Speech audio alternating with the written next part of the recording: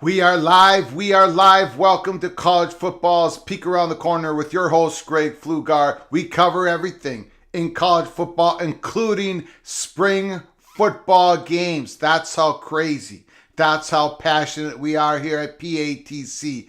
We cover everything, and if you love everything college football, subscribe to our ever-growing channel. Smash that like button. If you like our content, share the video with your family and friends. We are sitting here. Spring football fever. Ohio State Buckeyes. A couple weeks ago, we did the Michigan spring game. Today, we're doing the Ohio State game. We might be doing the Penn State game that's following the Buckeyes. We're going to see how things are at the home front. Today, essentially, it's Kyle McCord. All eyes on Kyle McCord. Yes, there's other things that the Buckeye fans, they're going to be looking at. The offensive line. There's a little worry about the tackle position, the center position. A whole lot of players are not playing today. Harrison, the great wide receiver, the best wide receiver in football, college football. Eichenberg is not playing, the great linebacker. A lot of guys are out. We're going to be seeing some new guys. Ole Miss transfer. So a lot of guys coming out. Watch it on the Big Ten Network. Have a watch it on the Big Ten Network. Watch it with us. Put down your real game time reactions. We're going to open up the phone lines. We're going to be a little bit less stringent on the rules. This is a spring football game. Of course, we're going to be talking about the Buckeyes. But you can talk about anything in college football of your desire.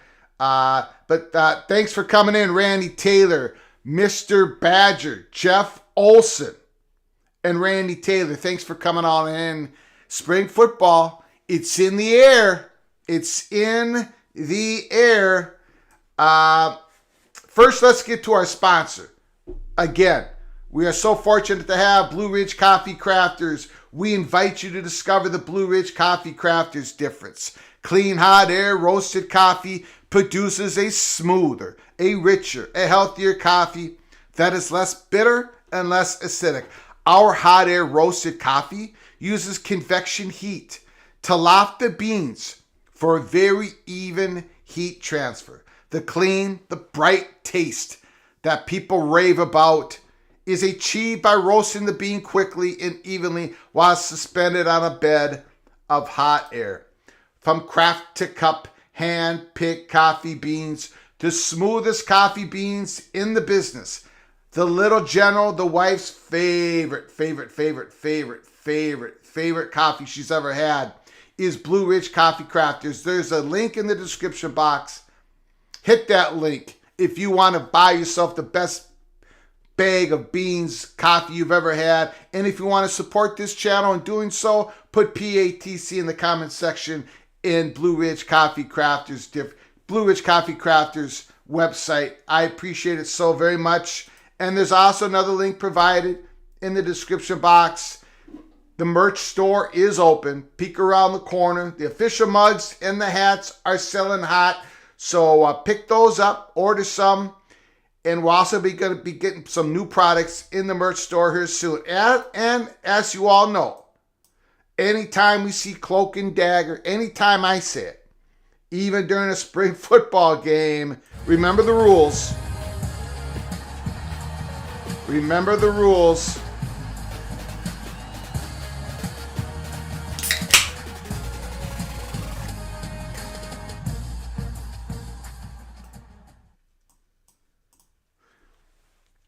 Okay. Sean saying, just finished watching last night's show, now live. Flugar 24/7, or at least until the Garnet and Gold game at 4 o'clock. There is a quad, let's see. In the Big Ten, we got the Buckeyes, the Nittany Lions, the Terrapins, I think, and the Hoosiers all playing. No, Purdue, I'm not sure who's playing. There's a bunch of games playing today. We're going to cover as much as we can here at Peek Around the Corner. As much as we possibly can. Let's first go over. I see they're interviewing Pat Day, the coach. Let's first go over real quickly here. Again, I believe there's a link provided in the description box.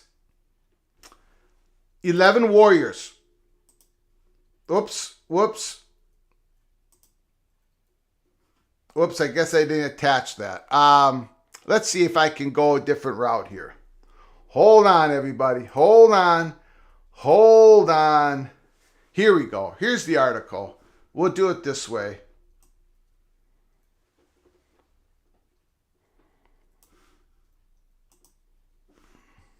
"11 Warriors. Griffin Strom with Devin Brown out. He hurt a finger, so Devin Brown is out." It was a Devin Brown, Kyle McCord battle for the quarterback position. The spring spotlight is on the quarterback. Ohio State's entire spring schedule was building toward a quarterback showdown we expected to see Saturday at the Horseshoe. Again, this is 11 Warriors by Griffin Strom. There's no longer the case. Multiple passers will still put their skills on display this weekend spring game, but only one of them enters the true chance to win the vacant starting job at Ohio State. Devin Brown was ruled out of the exhibition due to finger injury. Required a minor procedure on Wednesday. That means all eyes at Ohio Stadium will be fixed on Kyle McCord. So that's basically it. Talking about the offensive line, talking about mainly the offensive line. There's questions around center. There's questions around the left tackle or the tackle positions in general. Son of Sarek, let's go. Okay, here we go. Scarlet versus Gray. Oh, geez, that would have been picked off. If it was a good pass, that would have been picked off.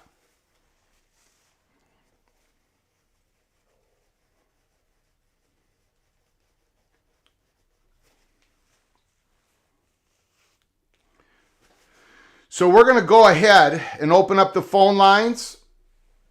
If anybody wants to call in, talk about anything college football, and may interrupt your phone call to talk about a play in the spring game.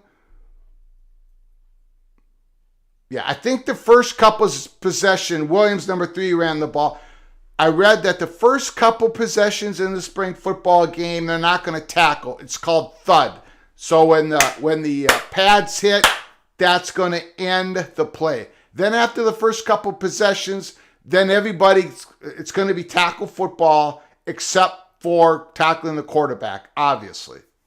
So I think that's how they're going to do it. We're going to see some tackling. We're going to actually see some decent football, I believe, in this Ohio State football game.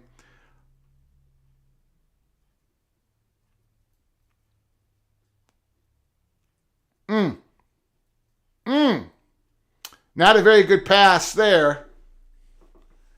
Now they're saying Marvin Harrison is. I don't think Marvin Harrison's in the. I heard that he wasn't playing. McCord, first pass, not very good. We'll see what happens. Again, all eyes on Kyle McCord this game.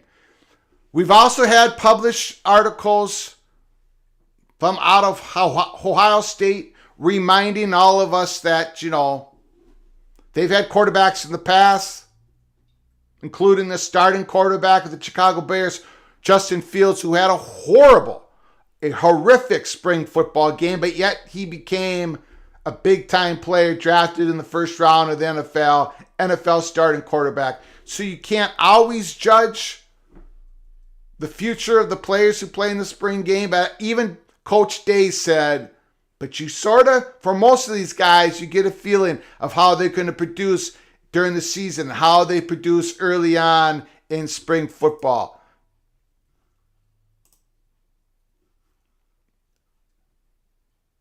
Good morning, Immaculate. Good morning, everybody. Again, the phone lines are open, 763-260-1333. Talk Buckeye football, talk anything you want in college football. I may interrupt you if you're talking because something might happen in the football game.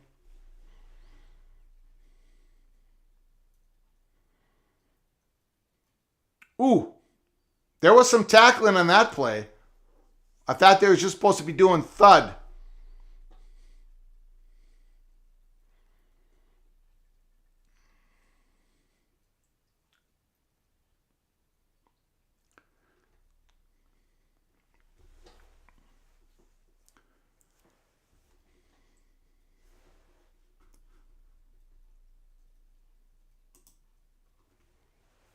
Yeah, we had a lot of phone calls last night. There was a lot of action. I understand I'm going to have to start shortening up some of those calls. We'll get better at it. A lot of action last night. It was a fantastic show. That was a good throw.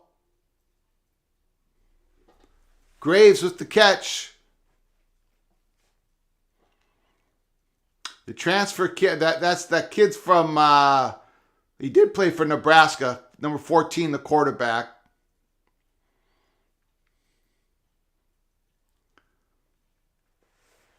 He was going to be the third string quarterback this year, and he probably will end up being the third string quarterback. Randy Taylor, happy Saturday, everyone. Happy Saturday to everyone. Jeff Olson, Mr. Badger. Evil Badgers in the house.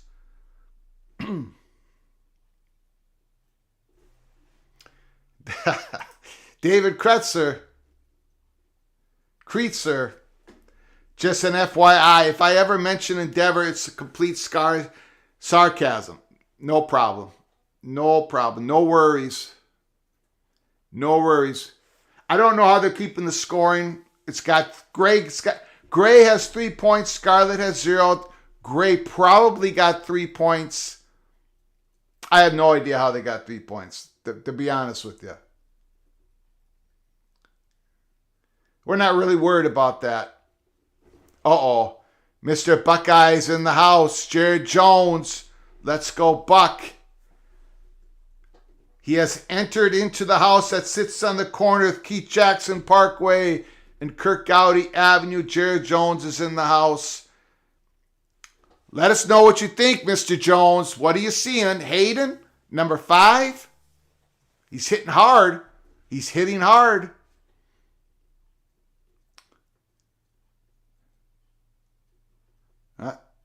He got stood up there, no yards.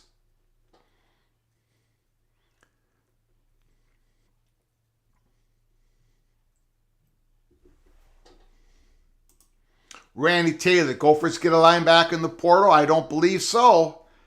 They need a linebacker. They need a cornerback. I wish they would pick up an offensive lineman. But mainly if they can get themselves a linebacker who can play some snaps during the season and a cornerback.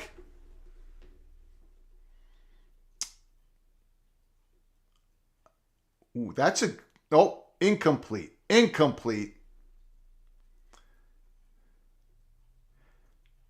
But hopefully here the portal is back open from April 15th and I believe to April 30th.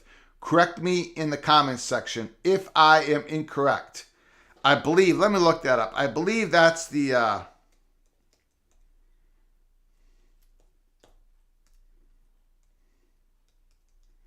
I believe that is the window. We got a 2nd and 10.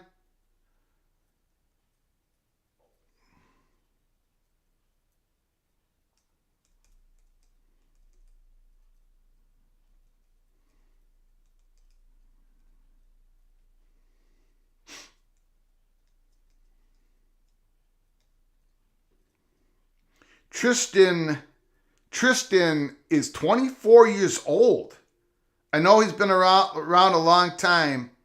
3rd string quarterback for the Buckeyes.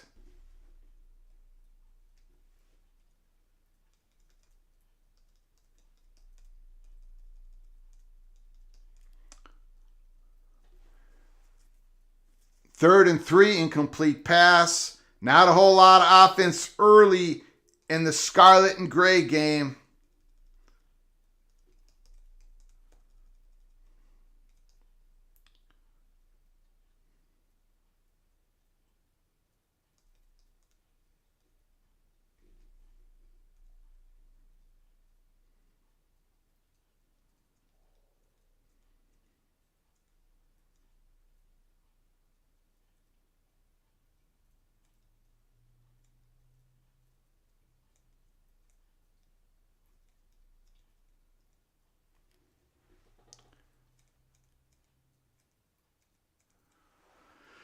Okay, 1st and 10, Scarlet.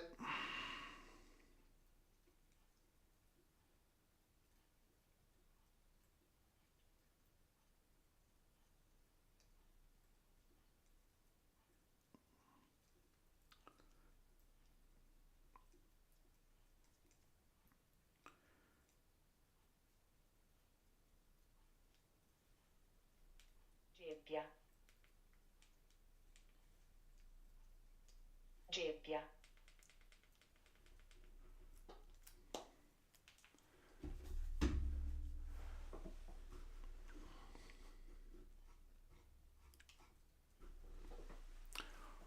Okay, let's see some offense here. 1st and 10. Gray is up 5-0. Don't know how they keep the score. Lewis, the spring game is for the ultra diehards. It used to be competitive 30 years ago, but now it's practice.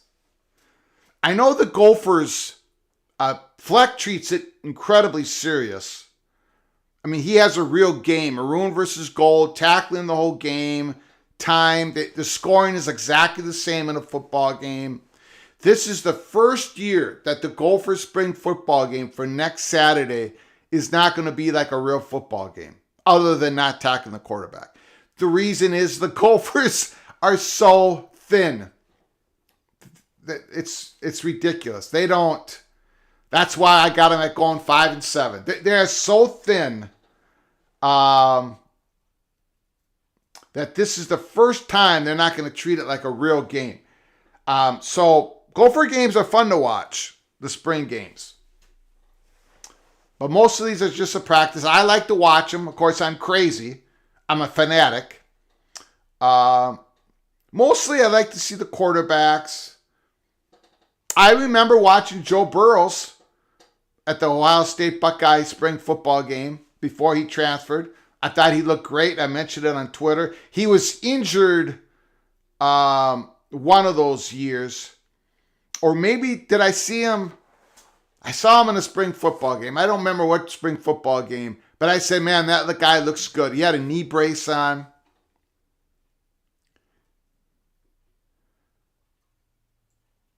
I don't know. Maybe it was LSU. I don't remember now that I'm thinking about it. Kyle McCord, good throw. Good toss and catch. Thank you, Joey, for the super chat. Appreciate it. The blue and white game is on at 2 o'clock Eastern, 1 o'clock Central. McCord running out of the pocket, throws it up. Doesn't quite have that mobility as a CJ Strom. I mean, he's athletic. McCord's got some wheels on him. And CJ Strom was not the most, I don't see CJ Strom being, I think he's going to be a pocket passer in the NFL. Mostly a pocket passer. Like most of the quarterbacks end up being in the NFL, because in the NFL, if you get hit, you're going to get hit. You're going to get nicked up. You won't be able to play. Good little flat pass out there. I haven't seen really McCord rip it downfield. That one completion on the far end, the sideline, sort of tossed it up there. I want to see him grip it, rip it, complete it in a tight window. We haven't seen that yet. Joey, thank you for the super chat. Appreciate it. Penn State, what are you looking at, Joey? What are you looking at, Joey?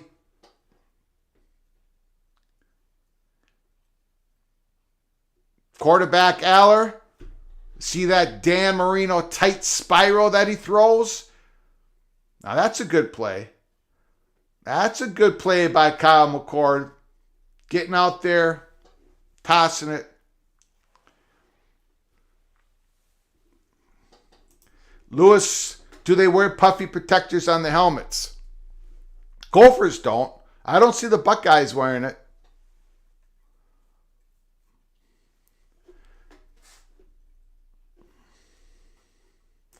Jesse Wilson, good morning. Good morning, sir. Appreciate you coming in from the great state of Alabama. Your Washington Huskies play next Saturday. Ooh, quarterback would have been sacked there. Harrison is playing. I thought he wasn't playing. I don't know. I think they could call that a sack if they wanted to.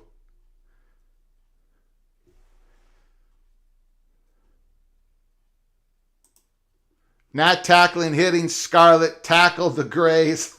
Jeff, that's a little inside joke between me and Jeff. I think they do start tackling after two teams have a possession.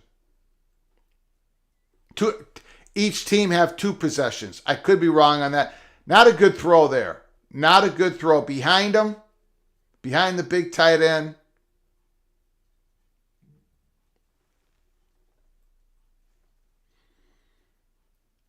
I'm not sure how they keep in score. I have no idea how Gray has 5 points and Scarlett still has 0. We shall see.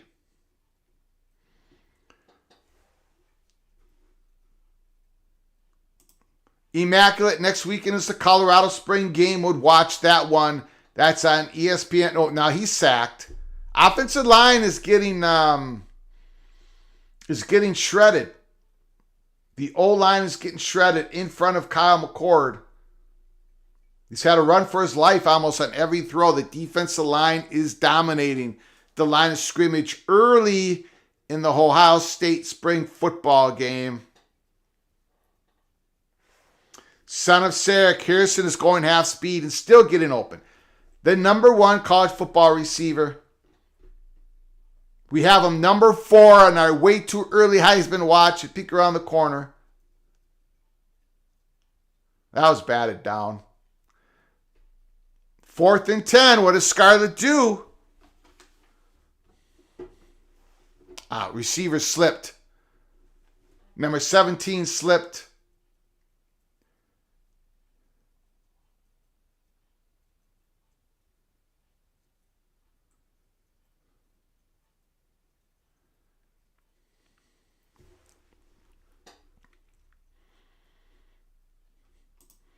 Cougar Tail, love the show. Thank you. I appreciate it.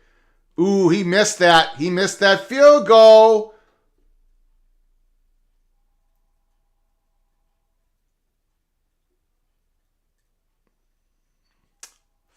Fertile man. Missed a short field goal. Gray's still up 5-0. Thank you, Cougar Tail. Appreciate you coming in last night. Appreciate you coming in today. Stick with us at Peek Around the Corner. Make sure you are a subscriber. Lewis says, I couldn't care less about a Colorado spring game. Only any press conferences where Prime Athletic Director is asked a question about realignment. That could hurt, but likely won't be interesting. I'm kind of interested in watching Mr. Sanders, the son, the quarterback. I'm interested to see him play. I have not, and I said this previous when we did a way too early Pac-12 predictions for 2023 season. I wasn't all that impressed by his Jackson State tape. So I'm interested in it, but then again, I'm a little nutty. Absolutely, Drew Aller and the wide receivers. That's who's Joey's watching. Why did Trey Potts leave you Gophers to come back home to Penn State? He's a good running back. I think he wanted to be close to home. He has not been able to stay healthy. He got seriously injured 2 years ago. So Gophers, the one place that they don't have issues with is getting running backs. The running backs love to come here to PJ Fleck. They've got two studs. Plus they got the transfer from Western Michigan. I highly doubt Trey Potts sees the field for you guys very much. But to finish out his college football career, to go to Penn State, it sounds like a good deal for Trey Potts. We lost a lot of good players in the transfer portal. We picked up a couple really good receivers. But when it comes to the defense, we lost some players who would have played a lot of snaps. I do not see us filling the gaps in as of right now. Hopefully the young guys can come in and play ahead of schedule in their development. So a lot of transfer portal moves have hurt the Gophers, in my opinion, but Trey Potts is not one of them. So good luck to him. He would have been sacked. They got to call that a sack. Son of Sarek, I think a punt is 1 point for defense. A 3 and out is 2 points. Okay. All right. Well, Gray just picked up a couple more points because they got a sack. Well, it's Gray 7, Scarlet 0.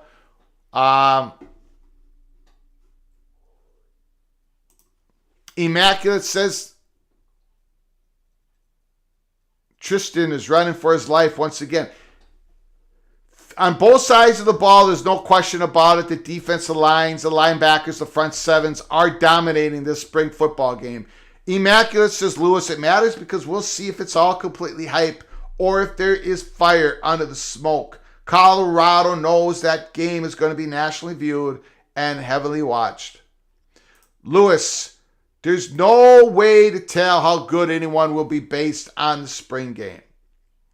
I do think you can see certain skill sets. Like, I'll just take our Golden Gophers, for example. First time we saw Athan Clackamanus, the Greek rifle quarterback, right away we knew, wow, this guy's skill set has a higher ceiling than any quarterback we've had here in decades from Minnesota. That was a couple years ago, the first time we saw him in a spring game. The way he runs out of the pocket, the way he throws the football. His skill set, we could tell, was higher than everyone else. Then last year, he played very good as a first year, coming in when Tanner Morgan was finally injured to the point where they had to play somebody else. And Clackamanus finished the season, beating Wisconsin. He looked tremendous. But you saw the first inkling of that in the spring game.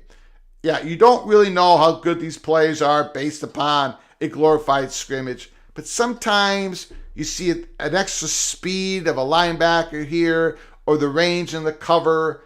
of a cornerback. Sometimes you see a play where you see a young quarterback use too much hands. You see how your quarterback throws the ball. It's the first time we're seeing a lot of these true freshmen or freshman players. But then again, I'm crazy. I am a crazy football college fan. All right, now they're starting to tackle. They're starting to tackle a little bit. Immaculate is if they're trying. You can see individual athletic capabilities. Lewis is fair enough on Prime Son. I could be absolutely wrong. Okay? But I don't know. I don't know about quarterback Sanders. We'll see. And I think we'll find out real quick in that Colorado football schedule they got.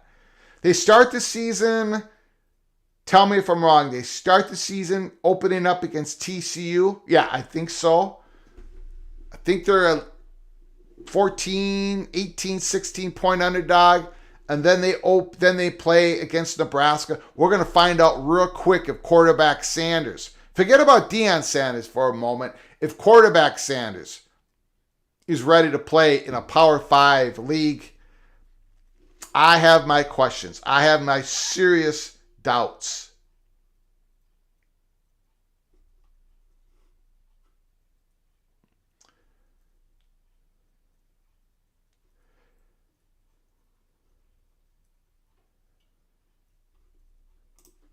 Immaculate, exactly. That's the first person to watch in the game. I think he's talking about Sanders.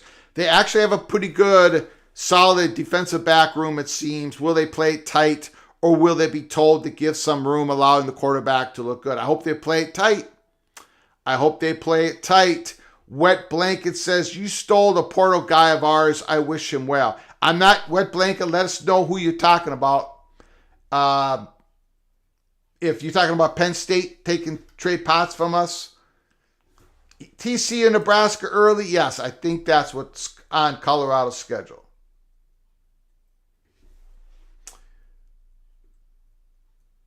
Immaculate could be rough. I don't know how good Nebraska is right now, but I think they will be well coached. Well, the first game in Nebraska Cornhuskers is against the Minnesota Golden Gophers, August 31st at Huntington Bank Stadium in Minneapolis. So we're going to find out Thursday night football. They haven't released what channel, what time, but Thursday night football, the Gophers always open up that Thursday night. Always is the first Big Ten team to play. Unless sometimes, or most of the time, the first Big Ten team. Sometimes they have a game early on Thursday, like an hour earlier, that might be a Rutgers game. But basically, the Gophers always open up the schedule for the Big Ten. Nebraska at Minnesota.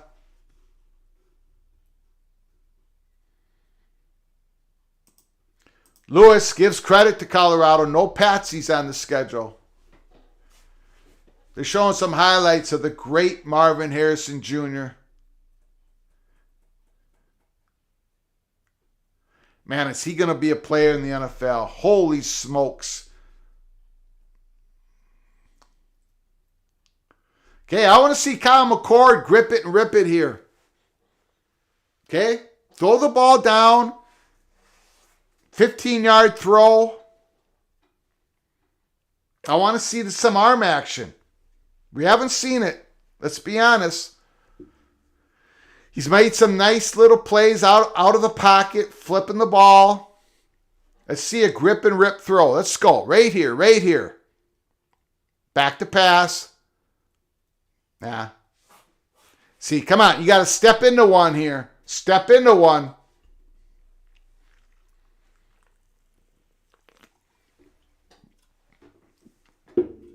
I mean, I want to see some arm talent. Let me know in the comment section if you've seen anything out of Kyle McCord this game.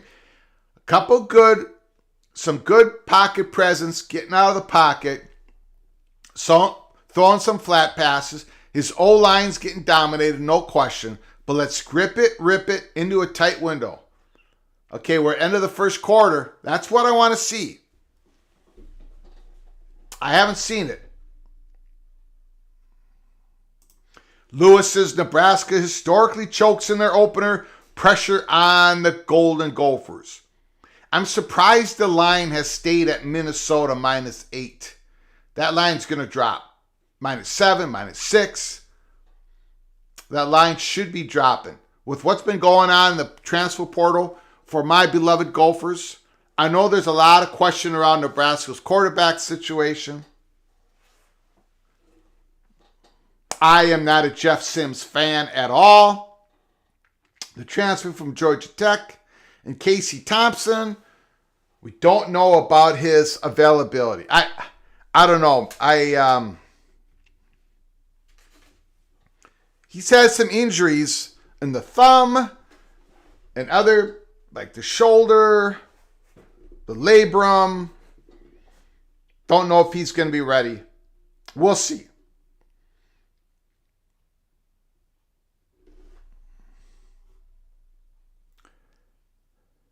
I think playing Nebraska early is a good idea. They could be a team that gets it together as the season progresses. Yep. Georgia, getting by Ohio State last year, has parallels to Duke's narrow escape over Kentucky in 1992. I wonder if Ohio State fans are still thinking of that game. They got to be thinking of that game. Great comment, Lewis, but they got to be thinking of that game. They had that game, and they shanked that field goal. There's so many opportunities to win that game. And then probably, we don't know, but they probably would have become the national champions. Great comment, Lewis. Son of Sarek, did Minnesota ever use helmet stickers? Yes, they have. The Gophers have been around for so long, they've done everything. At least once. Yes, they have tried helmet stickers. Thank goodness they don't. This is just not part of the Gopher tradition. But yes, they have used them. And I'm glad they don't have oars on the helmet either. Well, I'm not going to get into that. But I love the Gophers. Those golden helmets that shine. Those chrome. I'm not usually a big chrome fan. I think it works a few places. I think it works at Baylor. The Minnesota, it works. But we don't wear those all the time. And I think we should. But we don't. Another sack. Kyle McCord. Let's go. Make a quick decision. I don't know. I get it. The offensive line's getting mauled. The questions, we talked about it before the game, about the Buckeyes offensive line. There's going to be larger questions after that game. I know they're going against great talent across the line of scrimmage. I get it. But they're getting mauled every single play here.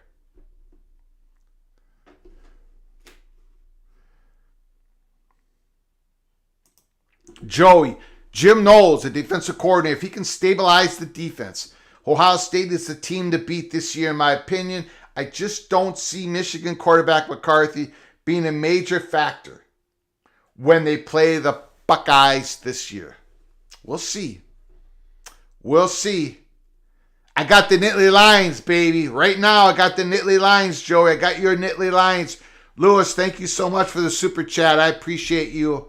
Appreciate the calls, the comments, cloak and dagger, baby. Yeah, if anything pops as we're doing this live show, if anything interesting, any interesting articles, comments, let us know in the comment section. Give us a phone call, 763-260-1333.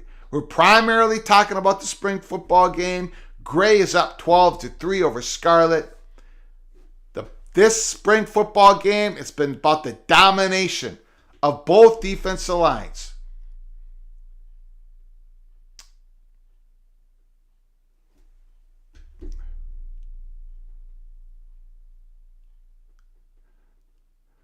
Tristan back to pass. Number 84, no yards, or maybe a half a yard. Thank you, Lewis, for the donation. Appreciate it. Thank you, good sir. Immaculate. Can't stand helmet stickers. Immaculate coming in. I like it on the Buckeyes. I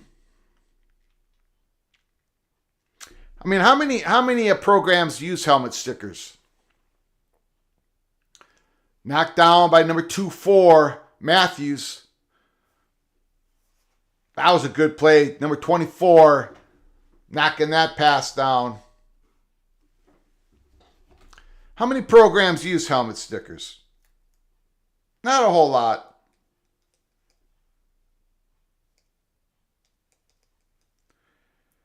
Not a whole heck of a lot.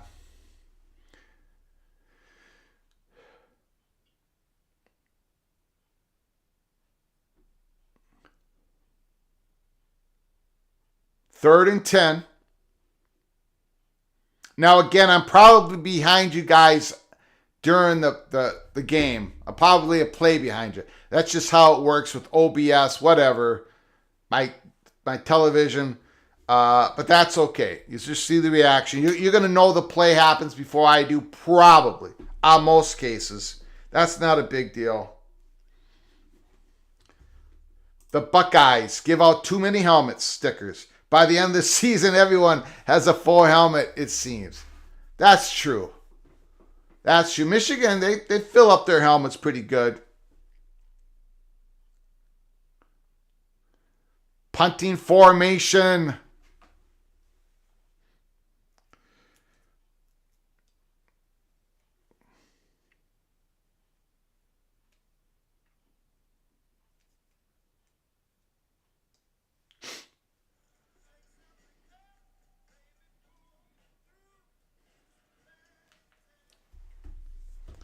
Lewis says helmet stickers were so awesome in the 80s.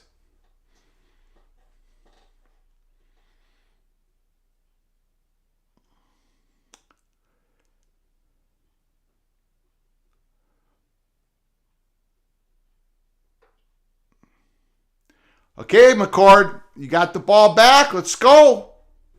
Grip it and rip it. I haven't seen one shot.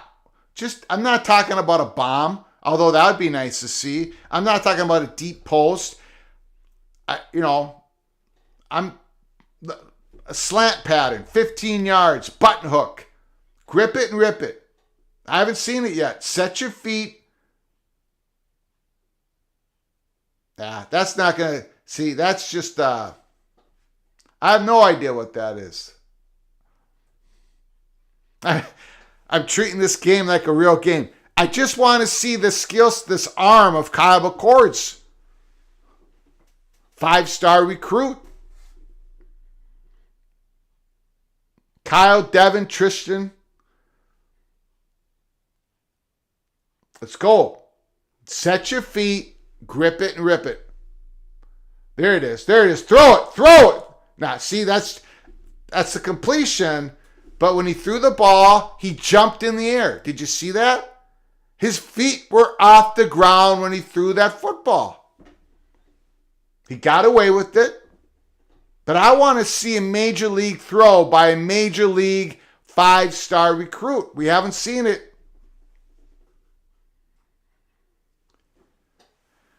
He literally, both of his feet were off the ground when he tossed that ball.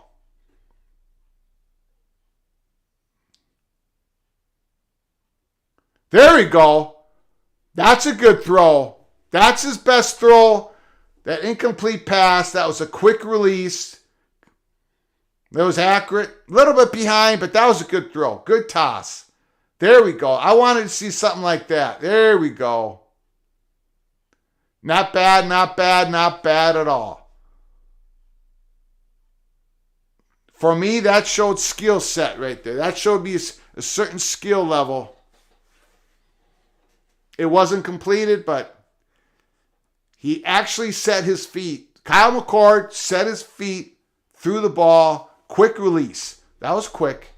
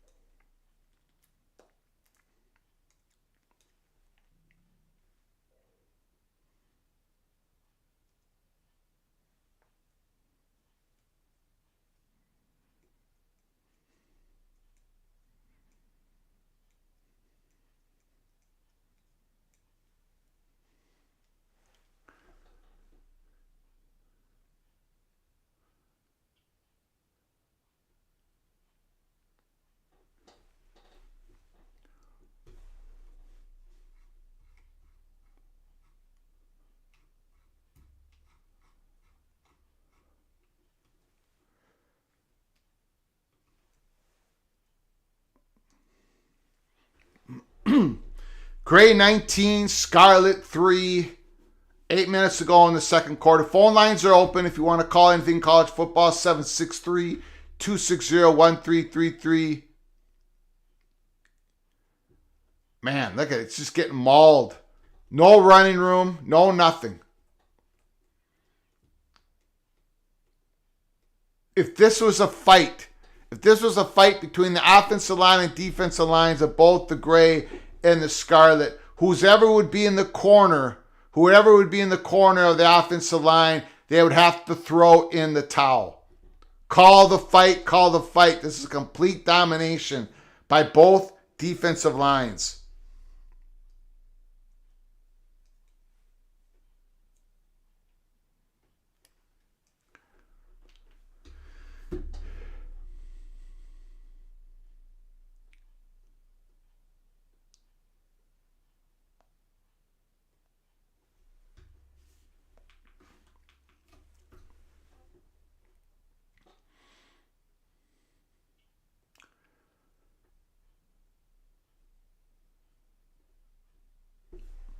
Robert Moffitt, thanks for joining us. Do we know if the Ohio State Buckeyes are losing any recruits to Cincinnati since the Bearcats to the Big 12?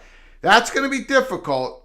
I would assume one will happen now and then, but it's still going to be difficult for the Bearcats to grab on to any of the real targets that the Buckeyes have in recruiting. However, now that the Bearcats are in the Power 5 conference, now that the Bearcats have good exposure with the Big 12, I can see them being even more in play. They've always been in play, but more in play when it comes to really good players entering their name in the transfer portal, coming out of the Ohio State football program. I can see the Cincinnati Bearcats really taking advantage of their Big 12 membership. So a player could go from the Buckeyes, stay close at home, go to Cincinnati, still play in Power 5 football, still having hopes and dreams of at least getting a cup of coffee in the NFL. Another good punt by the Buckeye punter. But I don't think they're going to, especially in the age of NIL. I suppose once in a while the Bearcats will win a recruiting war with the Buckeyes, but more second string, I would guess. Or, look, it happens all the time. We know it happens all the time. These big programs, they target their recruits. They get most of them, but some of them fly under the radar. Some players in the state of Ohio become great football players, and they weren't on the Buckeyes' radar. And Cincinnati's been mopping that up lately. Been doing a great job recruiting. They got a new coach. We'll see how that works out. Scatterfield, they lose Fickle to the evil Wisconsin Badgers. We'll see how that works out. A lot of changes in college football.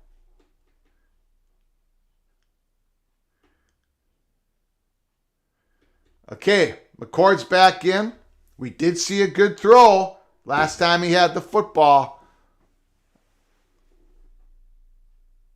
Yeah, he's not getting a lot of time, but I don't know. And another thing we're seeing from the young guy who, is he doing a lot of progression? Is he looking at more than one receiver? It's hard to tell because he really hasn't had the time to do so in this game. Big time 5-star recruit. No question about it. But, he still has a lot to prove. Obviously.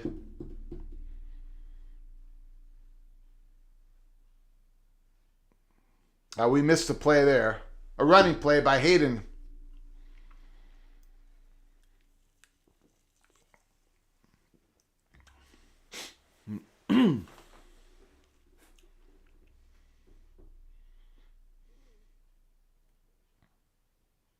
Rolling out. That's a good play. That's a good throw. On the run. McCord's showing some skills. He can throw it on the run. He's accurate. Really only one pass has been a grip it and rip it type of throw. Jeff Olson, Evil Badgers in the house. Stanford and Berkeley play for the Axe Trophy. And Stanford awards players with the Axe stickers if they defeat Berkeley and present stickers throughout the season for merit on the field. Thanks for the info, Jeff. And of course, as you and I know, we don't play. Wisconsin, Minnesota, we don't play for Axe stickers. We play for the Axe. And for the first time, Jeff, for the first time since 1993, that was a great catch. Great catch. First time since 1993 and 1994, the Minnesota Golden Gophers have won the Axe 2 years in a row over the Evil Badgers. And it's going to be 3 years in a row after this year. They play at Minneapolis to end the season here in 2023. Sawyer is all over the place, number 33. He's going to have a big time year this year. Defensive end, plays the rush end for the Buckeyes, number 33. Jack Sawyer. He was a true freshman last year, right? I think he's a sophomore this year.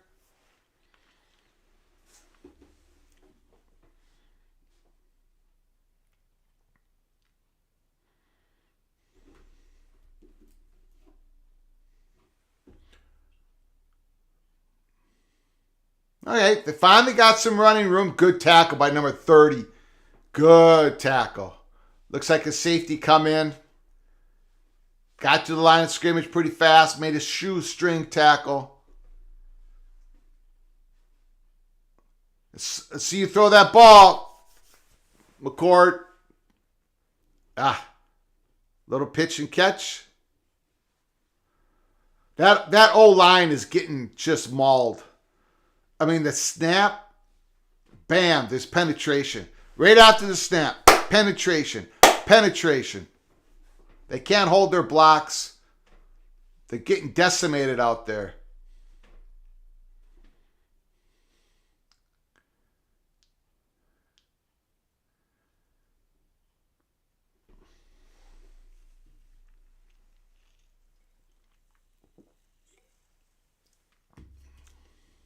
It's just 74. Who's 74 for the Buckeyes on the O-line? I mean, he's like a turnstile out there. This is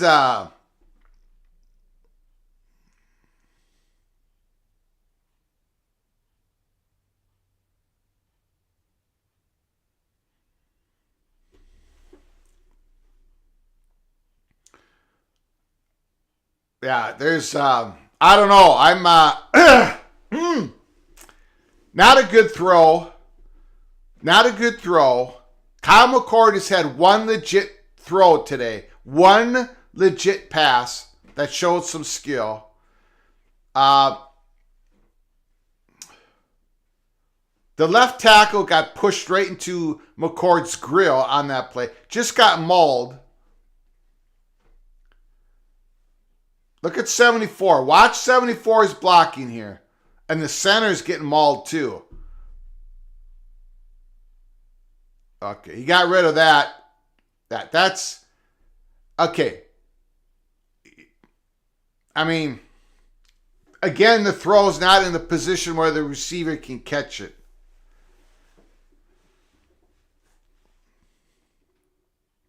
He had time, barely time. He throws it up. It waffles. He threw it out of bounds. I know what you're saying in the chat. You're saying, Greg, calm down. Spring game. It's a scrimmage. Offensive line's getting mauled. Don't overreact.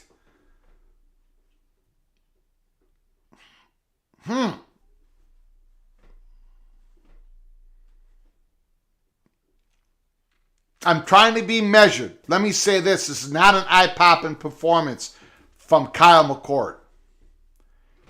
Now, watch Watch Drew Aller's performance in the blue and white game starting at 2 o'clock Eastern.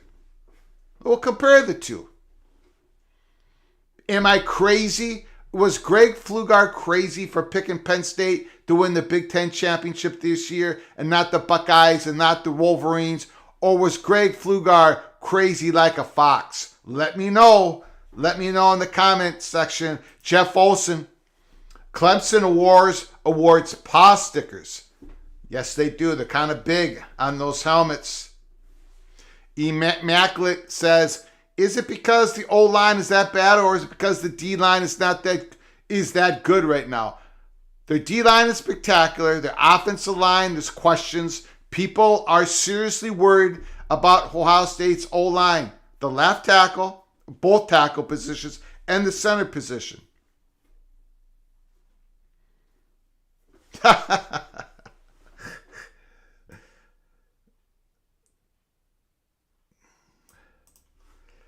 Joey, Mr. Nittly Lion, no, you were not. You're a very intelligent man.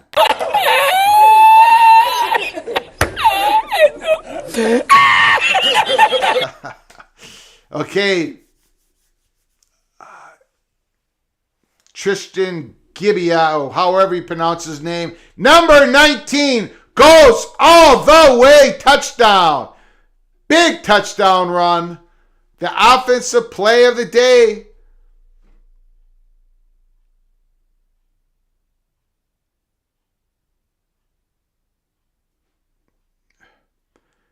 Trayanum, number 19.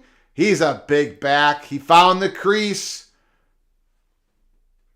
Power right. Ooh, 28-bit. Number 28-bit, the linebacker, took the wrong angle. Or a safety. He might have been a safety up at the line of scrimmage. He bit on that one.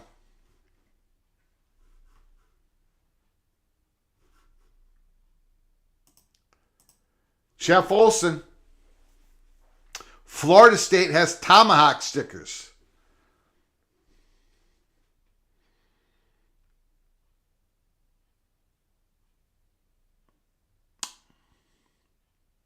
Did anybody see, now it's hard to see, not much exposure out there, but did anybody see the Florida Gators spring football game?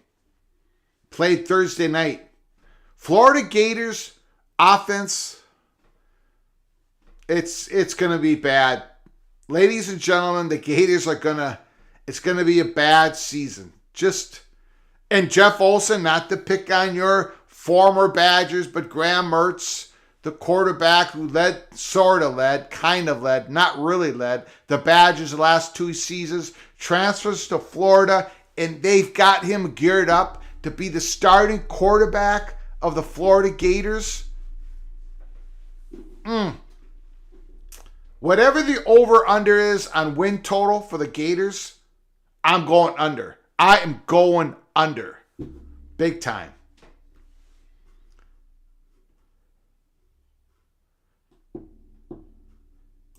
Immaculate. Early on, pure athletic talent generally shines through. Defensive tends to be a lot more athletic than the O-line players. Okay, I think Kyle McCord's back in. We've seen one good throw. One good throw by Kyle McCord. I mean, he's done some good work outside the pocket. So more than one good throw, but one good throw that wins you football games in the Big Ten.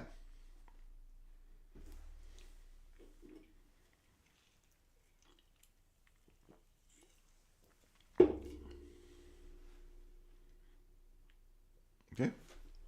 Good threw it to the running back, Hayden. Checked off.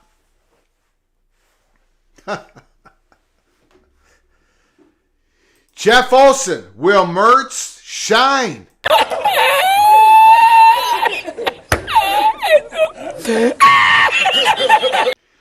Hand off to Hayden. First down. That guy's a big back. He's a big back. Jeff Olson agrees with me that the under, whatever that, I don't know. We'll have to check out that win total, Jeff, but I'm guessing it'll be about 5.5. 5.5, 6. They got the 6 wins last year. John Napper comes in with a flying elbow. Unless you are a Buckeye fan, Ohio State is one of the most disliked athletic teams. Pick a sport in the country. Wow. Sean Chang says Lane Kiffin made fun of the orange and blue offense during the game. I did not see that. Yeah, Florida's going to have a tough year this year. Auburn, they're going to have a tough season this year under new coach Hugh Freeze. It sounds like they're still looking for a quarterback in the portal.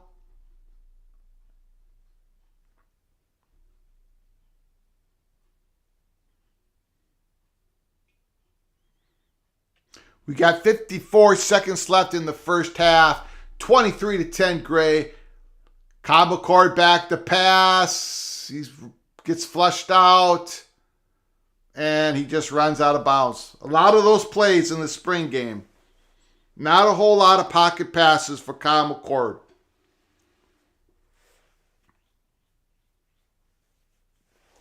Whatever the Buckeyes can cobble together for a first string offensive line, this is what everyone's going to be looking at into the season. The Buckeyes offensive line, Kyle McCord, first year as a starter. How does he handle it? Because he's going to get pressured throughout the season.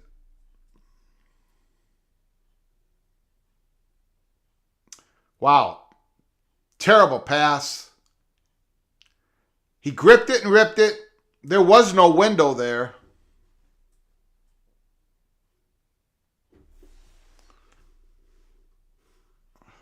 Of course, Jared Jones says, most disliked, most liked. We're the Dallas Cowboys of college football. Woo! He's coming in.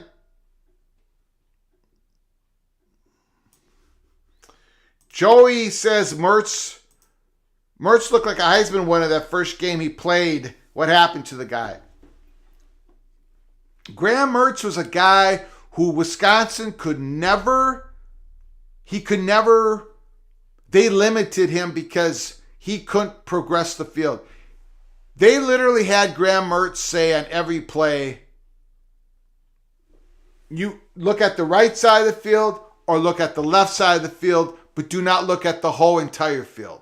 I mean, that's what they did to Mertz because he could not go 1, 2, 3, 4. He couldn't go 1, 2.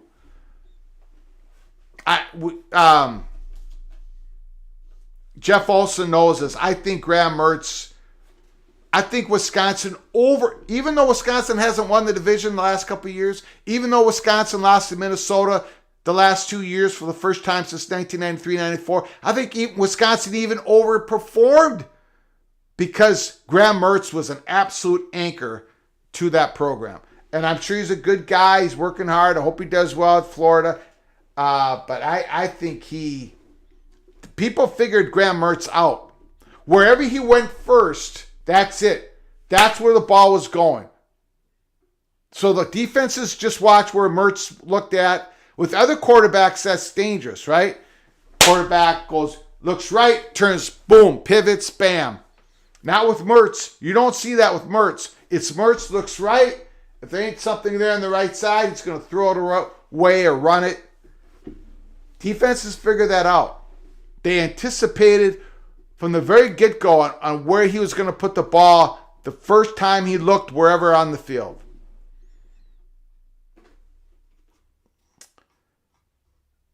Just didn't have it in the head, between the ears, in my opinion.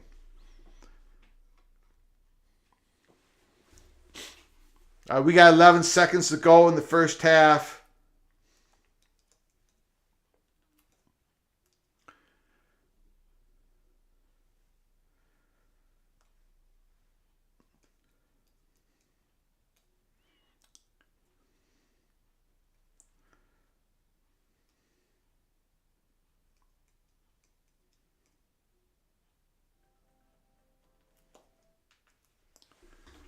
Immaculate. How long between halves? Great question. I don't think it's going to be very long.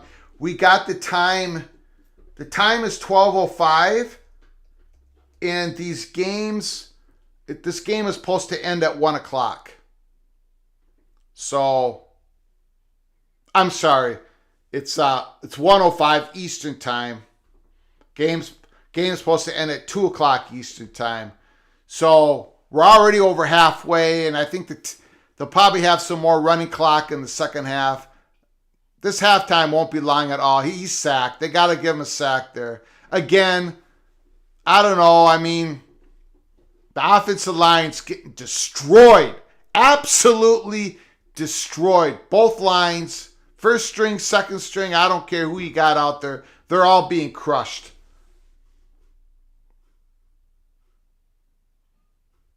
Son of Sarek, remember Stroud's first game versus Minnesota? Yes, I do. Yes, I do. The Gophers played really good up until about the middle of the third quarter.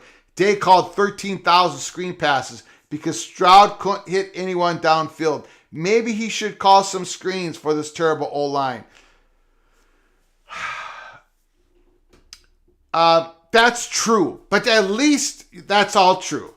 But at least you could see, even in that Gopher game, at least you could see C.J. Stroud grip it and rip it down the field. When, I'm guilty. I'm 100% guilty of overreacting. But Kyle McCord, have you seen anything, Buckeye fans? Have you seen anything that made you think to yourself, yeah, he's definitely QB1? Or are you saying to yourself, you know what, we're going to have to watch Devin Brown in August camp, see what happens there? Go ahead. The phone lines are open, Immaculate. Go ahead. I had a question asked, but don't want to interrupt the game. Spring football game, we can interrupt, talk about anything college football. Not a problem. The number is 763-260-1333. It's halftime. Gray 26, Scarlet 10, and I have no idea what that means. Don't know how they got to those points.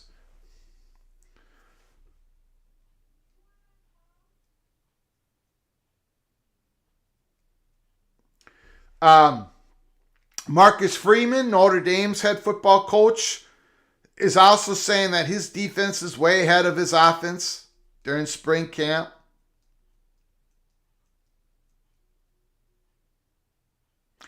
Bill Benowitz, Buckeye writer, the defense Gray leads the offense.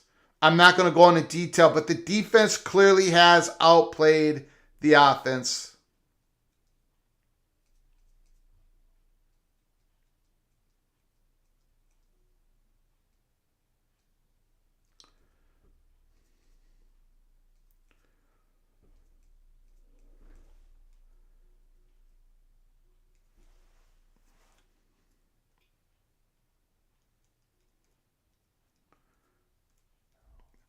I'm going to get some more reactions here from the Buckeye fans. Just give me a moment.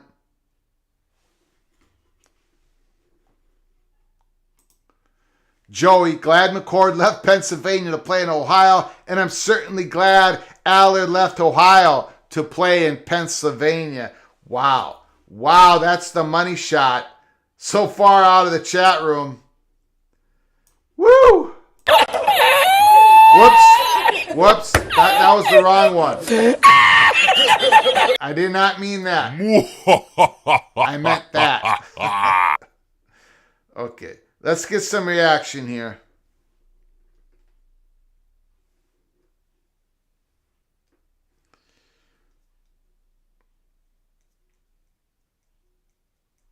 Ooh.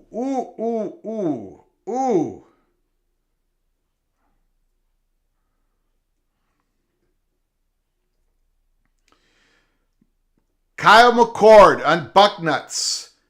Ohio State 247. Oh, I'm sorry. Do I not have the phone lines open?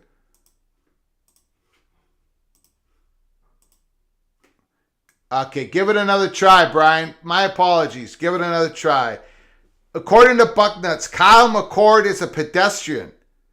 No energy, no flash, not a playmaker, need better. That's one of the posts on Ohio State. The O-line has struggled protecting so far. Kyle needs to be protected better. Many on this board were ready to can Stroud, to get rid of Stroud after the Oregon game of last year. Some on this board are challenged fans. Call from Immaculate. All right. Thanks for calling. Sorry about that. Oh, no, you're good. I answered the same way, and then they were like, oh, wait, that's just a message. Nope, that's not going to work. I actually had a question to you about your previous show, but I couldn't get in, but I don't know if you're willing to take that on this one or not. Oh, definitely. All college football. That's what we talk. You showed information, good information really, about both Colorado and Arizona Board of Trustees meeting, or the Regents meeting. Yeah, I'm going to put that up on the screen. Which one do you want me to put up, Arizona or Colorado? Well, I don't. My question is, do we know if there's any others that met, or is it only those two that are having executive sessions in that particular time window? I'm trying to. Someone told me someone is definitely not having it, and I can't remember. Because here's the thing: is if it. Go ahead. Yeah. Sorry. Well, I will say this, and don't think. Give me a moment here. Give me a moment. Yeah. Because I do have. I did have some information.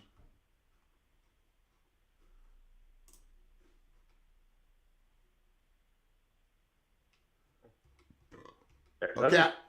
Pretty much just using you as sourcing for this. I hadn't seen that at all until you put it up. So yeah, I do have some information. Just give me a moment.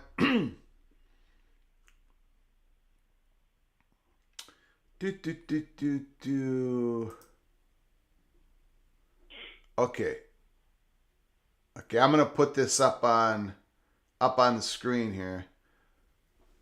Okay, it's kind of hard to see, so let me make some adjustments. Whew, that's really tough to see. And I am not sure. Hold on a second.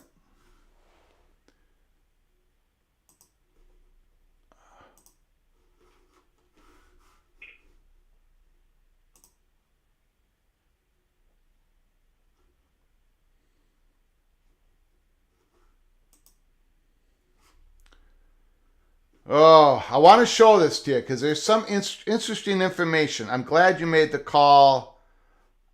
I'm just got to give me a moment here. Now, why did I just lose it? I was trying to call in on the past couple of days. I swear, right as I was about to dial, you were like, "That's it for the show." I was like, "Oh, I guess my."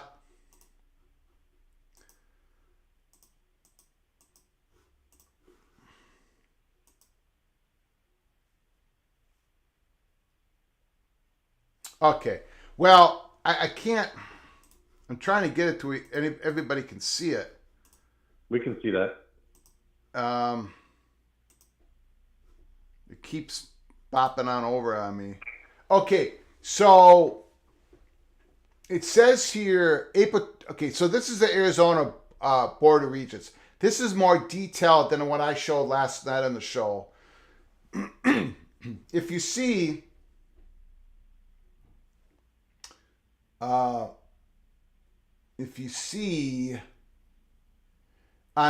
Thursday, April 20, 2023, you see President Crow. The Arizona State president is there from 3 o'clock to 4:30. And it says President Crow, review of assignments. University of Arizona Student Union Memorial Center, Level 3. And then if you go down, if you go down to Friday, April 21st at 11 o'clock to 12:30, President Robbins' review of assignments. So it's kind of Crow and Robbins. They may be in the same building, same room at the same time in around these meetings. I don't know how much I don't know if that indicates anything, if that could lead to anything. But I just thought I'd throw that in there. But it's interesting that they're doing this, both of them down in Tucson. They're not. I think they always do that. Yeah. I think they're tied together in that way. But even like the header of the page says the University of Arizona Student Union, so they're having it there. I don't know, always there, or if sometimes it's up at ASU, but but they're both there. Yeah. One of the things I was thinking of, what this could be about as well, is about unequal revenue sharing. It doesn't necessarily have to mean they're leaving, but it could be. Sure. I think Washington's probably tried to give a bluff, saying, "Oh, the only way we would ever sign a GOR is with unequal revenue sharing." And so these schools then have to gauge, okay, do we want to leave for the Big 12 or do we want to try and make this work? In order to make this work, they got to try and figure out how do we approach unequal revenue sharing, because we're not going to be the strong ones. So how much do we fight for? How much do we give? That's what I was trying to say. If this is like pack-wide where they're all having these meetings, then it starts to look more like it has to do with trying to save things. But if it's just these schools who are reputed to possibly be leaving, then it can kind of maybe go in that direction. But if it's just Colorado and the Arizona schools, there's some smoke there. But it still could just be these are the ones that are willing to try to maybe call Washington's bluff. Yeah. I mean, what is the good time to talk about unequal revenue sharing? Because never. But get a deal. Yeah, you can't get a deal. You don't know what the money is. I mean, and then, somebody, I don't remember who. I apologize to that person if they're listening now or listening later. But somebody in the PATC community lives 10 minutes away, and they're going to go to one of these public sessions because, according to the schedule, there's 2 public sessions, although there's somebody that I know is trying to confirm this. But he asked, which one should I go to? And I said the 21st, because you see here on Friday the 21st, resume public meeting, call to the audience at 8:35 in the morning. Good. Per board policy, time has been set aside for call to the audience, an opportunity for people to express their views or concerns on matters of board governance to the entire board in a public setting. So maybe we get some sort of questions in regards to possible realignment. That's a funny time that they have chosen to have that. Yeah, early in the morning, baby. Early. On Friday, 5 in the morning. Only so many people can actually really go and do that. Yeah. I mean, you have to be able to clear your schedule in order to go do that. So. Yeah. That seems to be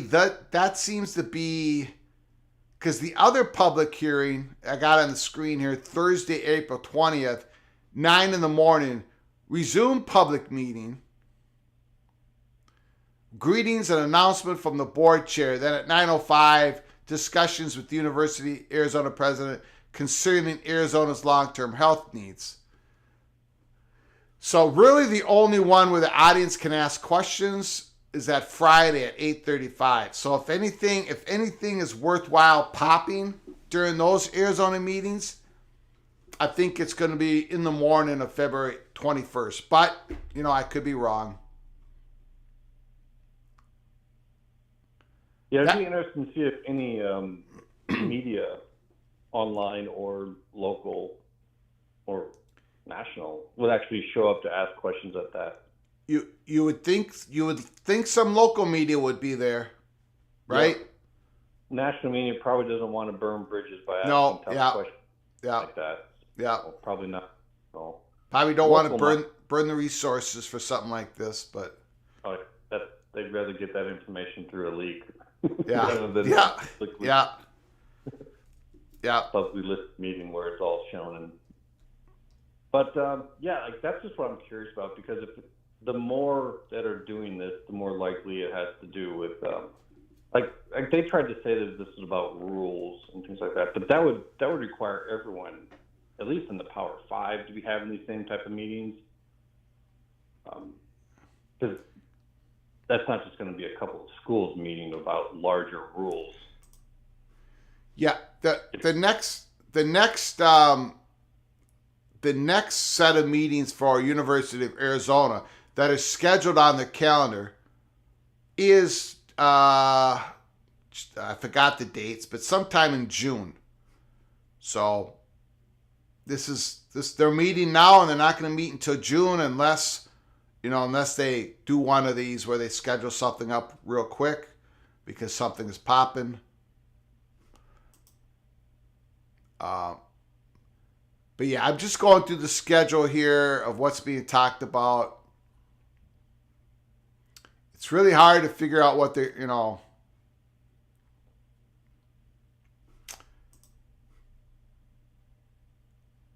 Yeah, because some of it's very precise in what they say, and some of it's not so.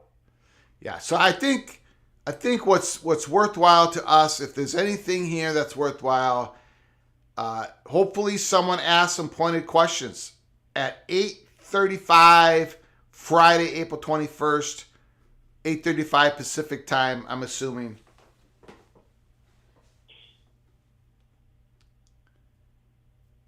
I almost picked off. I'm telling you.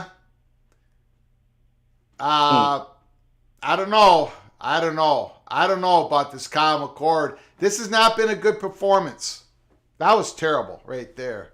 He was well covered. Sorry about that, Brian.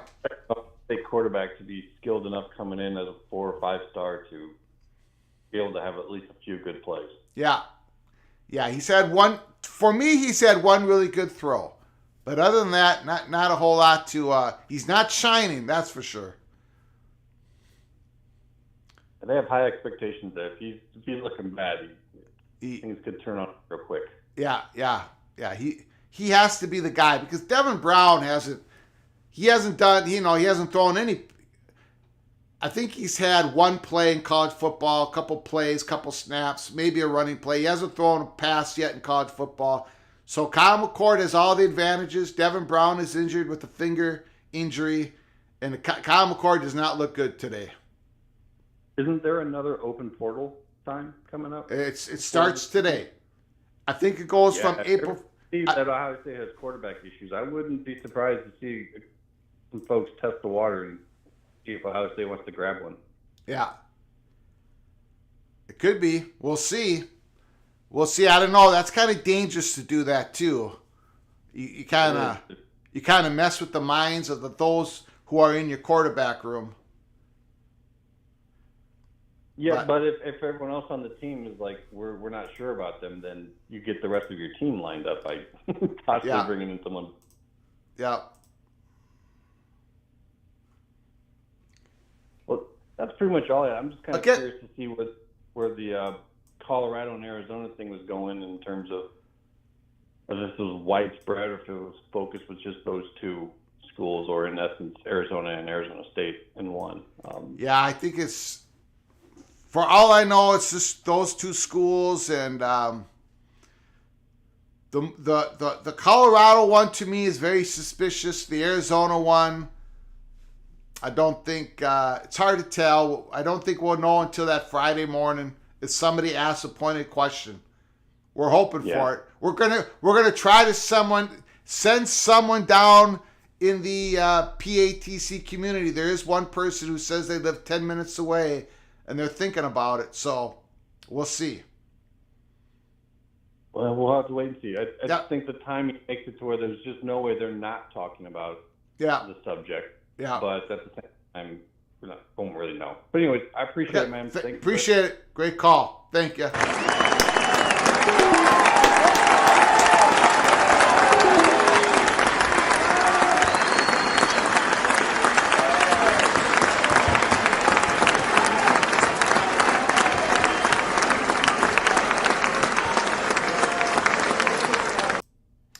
Thanks for the call, Immaculate. Appreciate it. Good sir.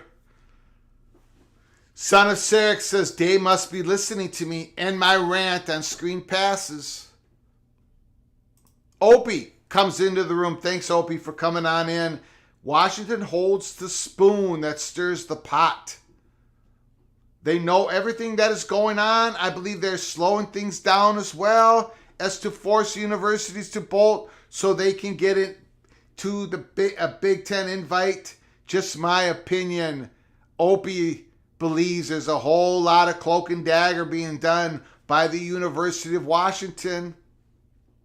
I think the University of Washington, if they wanted to slow things down, I don't think they needed to do any of that. I think it's being slowed down by other actions or other inactions by potential media companies, partners of the Pac-12.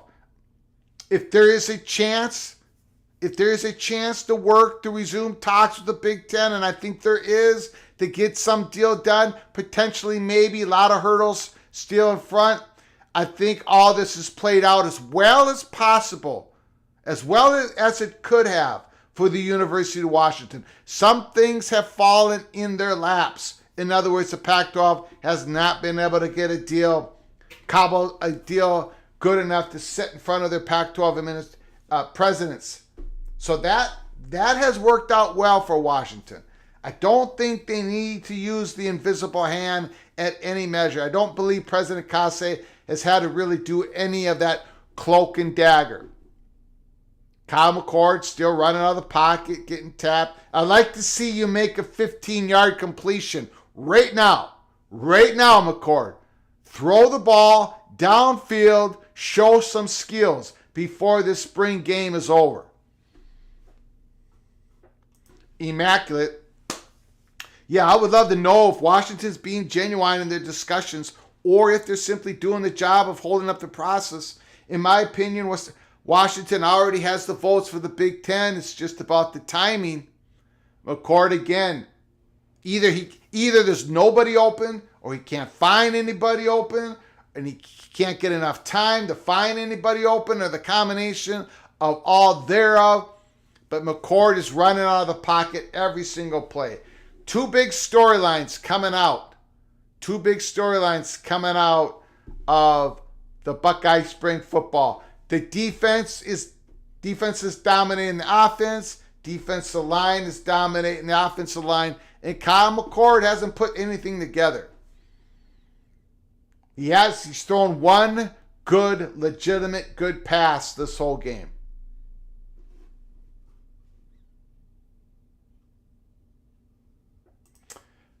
Mr. Monkey says, that was the first discussion. Pretty much all been about the spring football game, but the phone lines are open. People can talk about whatever they want to talk about in college football. Primarily, we've been analyzing the Buckeyes Scarlet and Gray football game. Opie says maybe she's only daggering now. Yeah.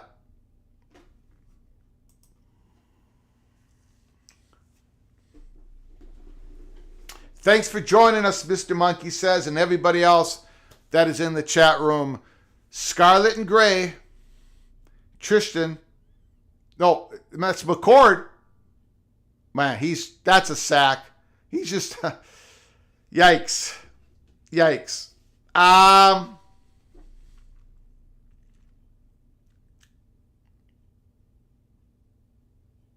No question about it. The Buckeyes defensive line has depth. And all the questions surrounding the Buckeyes offensive line is real. I'm going to try to find an article here. Give me a moment here. Let's see if I can find what I'm actually looking for.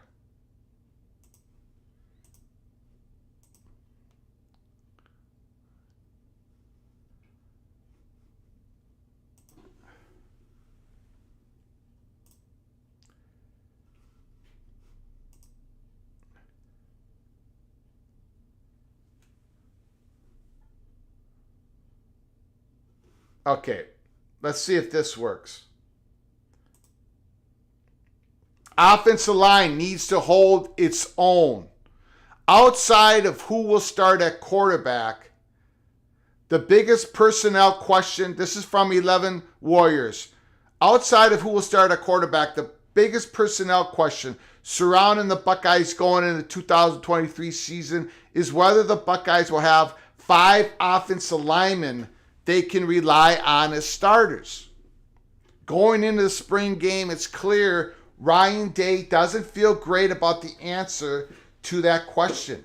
Making the offensive line, particularly the tackle and center, and we've seen both of that. The inside pressure is right up into McCord's grill, and mostly I've been seeing the left tackle just getting hammered, just getting pushed back. A position that will be squarely under the microscope on Saturday.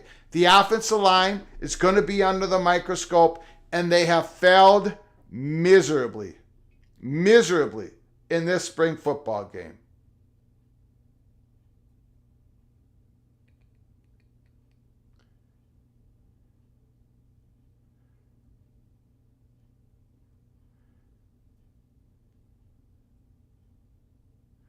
That's Archie Griffin. They just gave the ball to Archie Griffin, and he scored, number 45. The great Ohio State running back, 1974 and 1975. Anyways, that's what we're talking about here. That is the huge issue of the Ohio State Buckeyes. And now, it cannot be denied. It cannot be denied. Tony, the Buckeyes fear the Gophers. That's what Tony hears.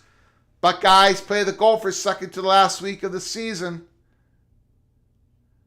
Archie Griffin, the great 2-time Heisman winner, the only 2-time Heisman winner of all college football, 2 years in a row.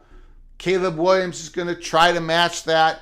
The quarterback of the USC Trojans, Jeff Olson, Mr. Badger, he sees chinks in the Buckeyes' armor. He sees it.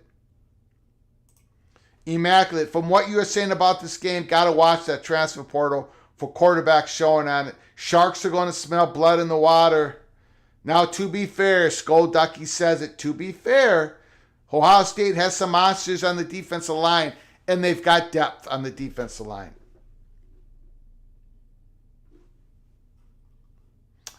Alan Tran says the Big 12 and the American Conference are better football and basketball conferences, viewing anytime, any slots.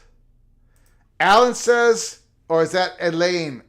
I'm sorry, I don't know how to pronounce your first name. Elaine Tran, I stopped viewing Texas and SEC games. Wow. Opie. A big key to any team and how many starters return to your team, especially the O-line to protect the quarterback. How many return to your Gophers? Well, we're losing the best center in college football, John Michael Schmitz. He's probably going to be drafted in the first round. We lose one of our guards as well. We're going to be okay.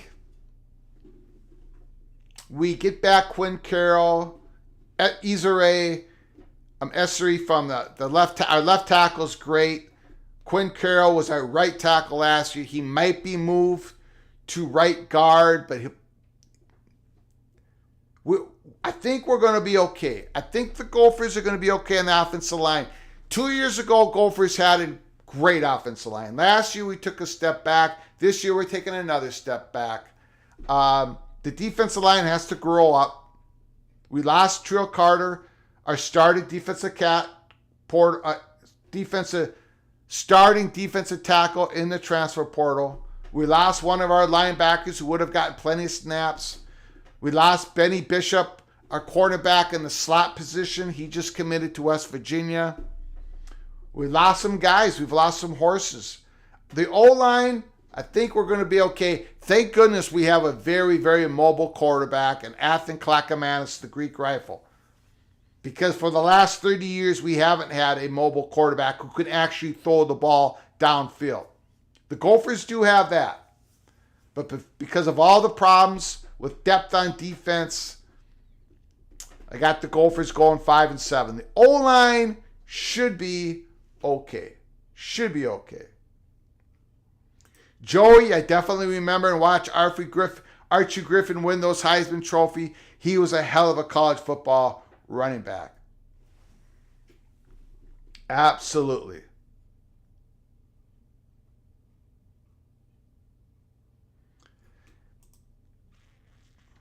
Trans says Texas and Oklahoma will get paid with the move, but they have a harder road to take. Yes, it's going to be a tough road. It's going to be fascinating to watch. That's an inside handoff, off tackle right.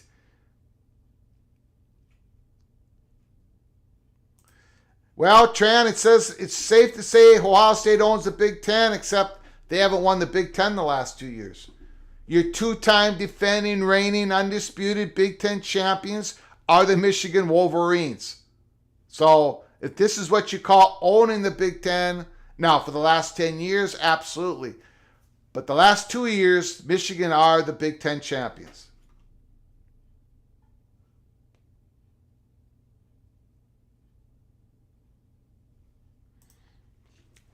Go for Tony.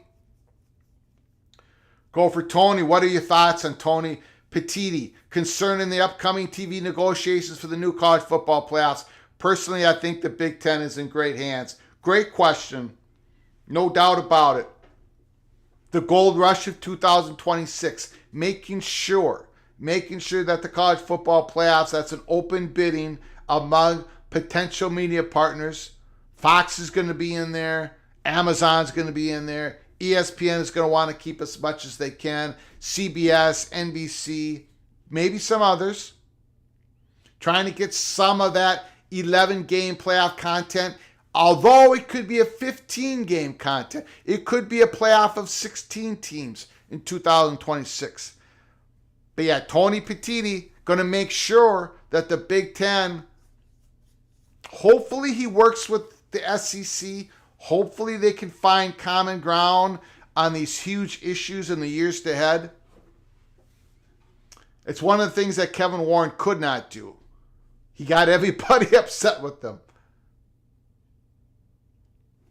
Immaculate says the Big Ten is in amazing hands. That was a home run hire. Okay. Who's back to pass? Is that McCord? No.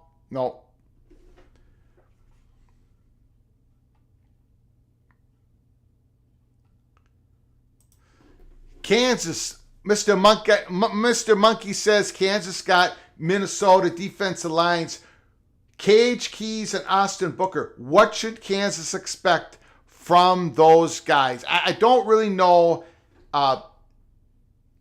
Gage Keys never got any traction. I don't know. We'll see if he develops at Kansas. The interesting guy is Austin Booker. He has twitch. He has twitch to his game. He's the type of guy you line him up on the defensive end, sort of like a rush end. Back to pat. Ooh, right through the hands of the wide receiver. Good throw by Tristan. Austin Booker, he probably still needs to put some weight on, some strength on, but he's got twitch. So I don't know if has Kansas played their spring football game yet. I'm gonna check the schedule here. Has Kansas? Because whenever they play, keep an eye on Austin Booker.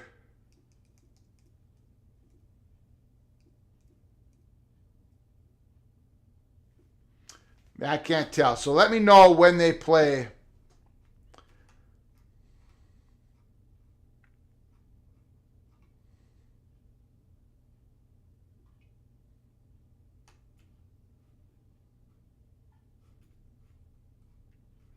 Tony hopes for a 16 playoff Opie thinks he might need a drink from the cup of PATC joy after a conversation.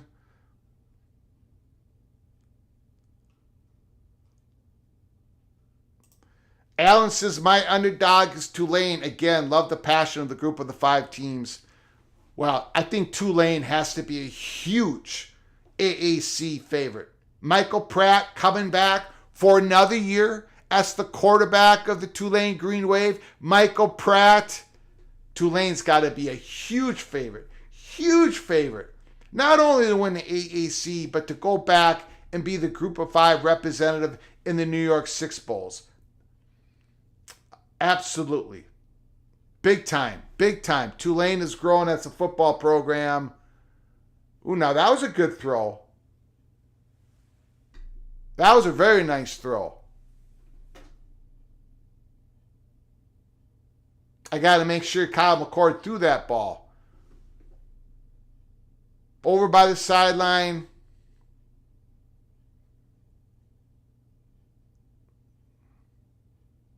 Yeah, that was Kyle's second best throw of the day right there.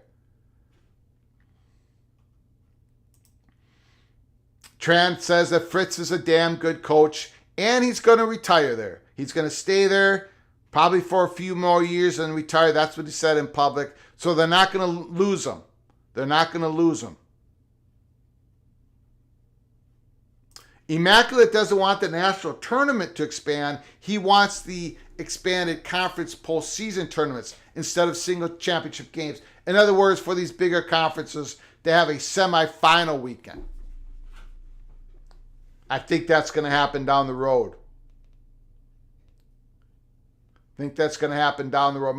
McCord goes running out to the right. Opie says there's just too much money to be made with 16. Ducky says 16 playoff would add so much to the postseason. If they're going to 16, they're going to enlarge the at-large bids. We're not going to get more automatic bids. That's what I firmly believe. I don't think right now we got a 12-team playoff starting in 2024 with six conference champions auto bids with 6 at large. If we go to 16, that number 6 isn't going to increase when it comes to the auto berths for conference championships, top 6 ranked. In fact, it might go down either way. If we stay at 12 or if we go to 16, that number 6 might go down to 4. Why do I say that? Because SEC and the Big Ten, I believe, want that to happen in the future. Son of Sick, is this true? Starting next year, student athletes won't be limited to 5 official visits. The student athletes will not be limited to 5 official visits, but there's still official visit is when the school pays your tab to come in and visit the university.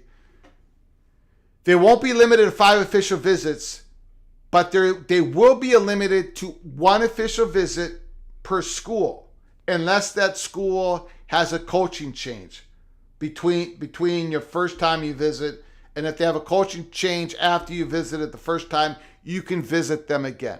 It is true that it's unlimited. You can go more than 5 official visits for any student athletes. You still can't go to one school more than one time and have that school pay your dime to do so. You can do an unofficial visit. You can do that as much as you want if you're paying the dime for it. If nobody in that school is paying for you to get there for your visit. But overall, yes, unlimited. There's no more 5 official visit limit in the new rules.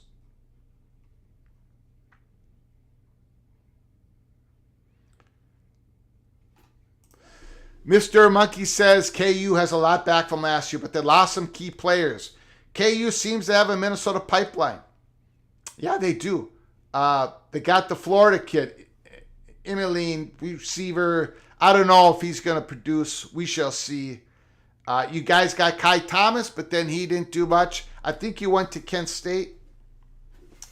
I think he transferred again. It's going to play at Kent State under the old Gophers running back coach who became the head coach of Kent State, Kenny Burns. Greg, do you think Big Ten schools would agree to play on Friday nights if there is expansion? That's already been agreed upon. Some Big Ten schools they are playing Friday night games right now. Would the Big Ten agree to play every Friday night? Are there enough schools in the Big Ten that would say, okay, we can have one home game on an Amazon Friday night? The Buckeyes aren't going to do that. Michigan's not going to do that. Penn State's not going to do that. Wisconsin's not going to do that.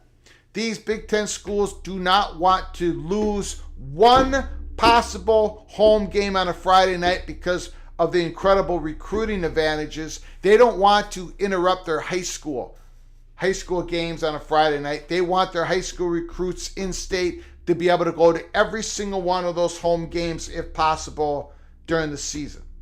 But there are schools in the Big Ten that have allowed for it, will continue to allow for it, to get better exposure. They have that Friday night game slot. So that's already in the media package. Would the Big Ten agree for every Friday night to fill up a 13, 14, or let's say 12, 11 game slot with the Amazon? Boy, that's hard.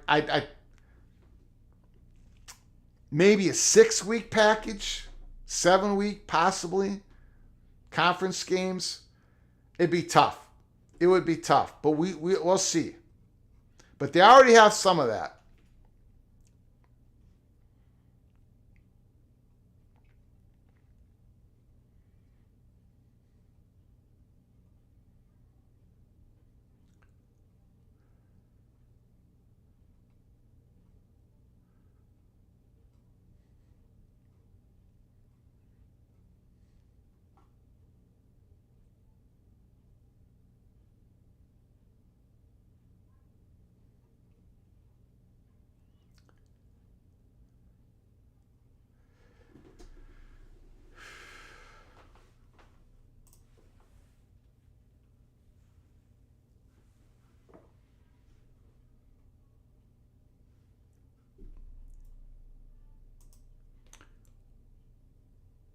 McCord rips it. Good throw. Good throw. Good throw. There we go. Touchdown! Touchdown! Touchdown! Okay, Kyle McCord. Let it rip. Touchdown pass. What is it, about a 40-yarder? Great throw. Right on stride. Tate. There, we saw some good talent. Real good talent. Real good throw. So he's got it in him. Boy, he really needed that moment in this spring football game. He showed something there. He got time. Great throw. I think maybe he settled a lot of nerves. A lot of nerves with that throw. Kid's got talent. 5-star recruit.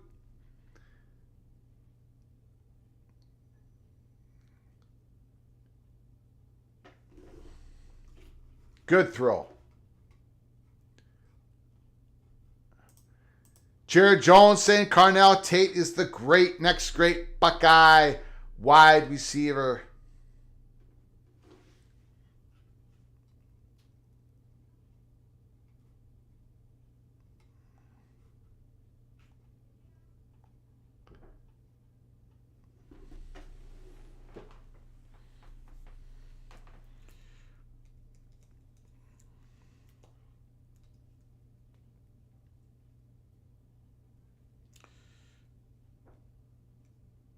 Let's see here. I'm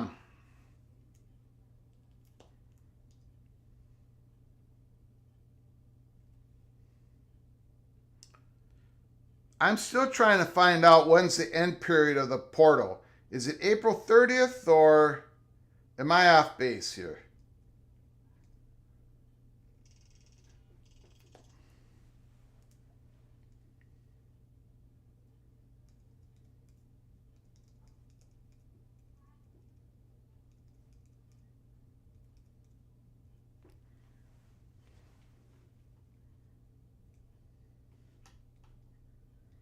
Okay. Yeah, it opens today.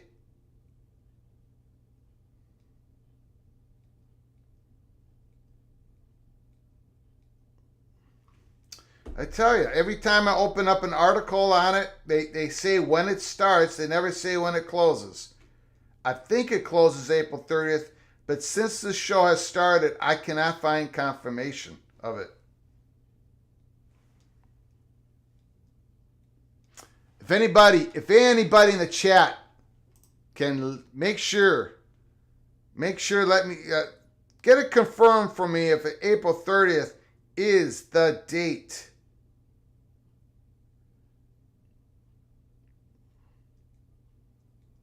That the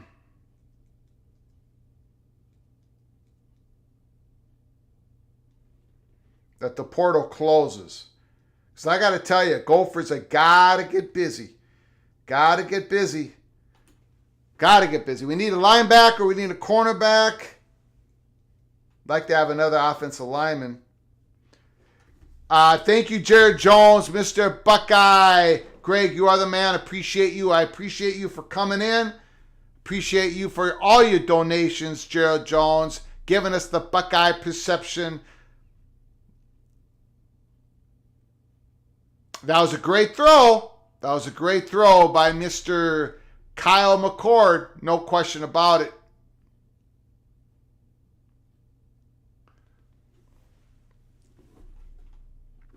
Thank you, Mr. Jones. Appreciate it. Son of Sarek says April 15th to the 30th. Okay. All right. I thought it was the 30th, but man, I cannot get that confirmed anytime I search for it.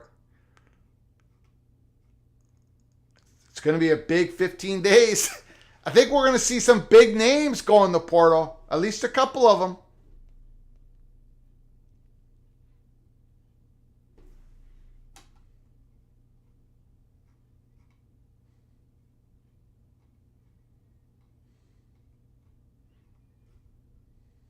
I think what Jared Jones says, Tate's a true freshman, could be a factor this year.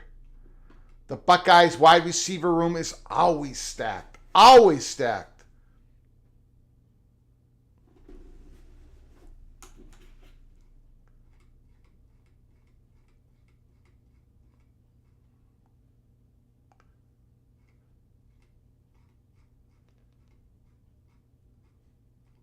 Ooh, he slipped. Number 34 slipped on that running play. 6 minutes left to go in the fourth quarter. 37-24 Gray. So now Arizona has a board meeting next week. Did I hear that right? No agenda. They do have an agenda out. I can see if I can. This is the...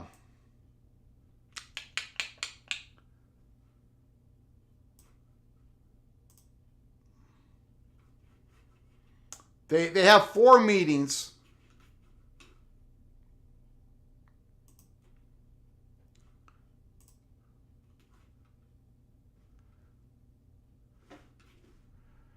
Just let me pop up that on the screen here real quick. They have a meeting on 4/19, an executive session. I don't believe this is in the public.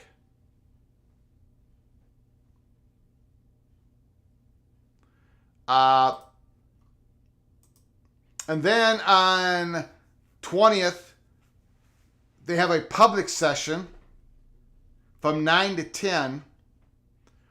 But when I look into like their agenda, there's real no time for anybody to ask any questions from the public. So the board meeting executive session on 4/20 is from 10:30 to 4:30. That's 6 hours long.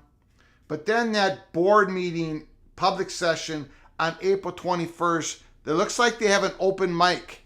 They have an open mic starting at 8:35 Pacific Coast time. It sounds like you can ask a question to the board. So we have at least one person in the PATC community who's saying they might go down there and ask the question about realignment. They live 10 minutes away. So we may have our own PATC correspondents go down there and ask Arizona in a public session. It's for the audience, for people to ask questions. That's at 8:35 Pacific time, Friday. Next Friday. This coming up Friday, April 21st. So that's your Arizona meeting information. That's all I got. Not a whole lot of people have been talking about it. Now, on the 19th, Michael Crow, the president of Arizona State, will be there, and it's labeled under something like something about assignments, giving out assignments. I don't know what that means. And then the next day, Robbins is going to be there, the president of Arizona, and it says the same thing, something about assignments. So those two presidents are going to be in the same building, possibly at the same time, maybe overlap a little bit.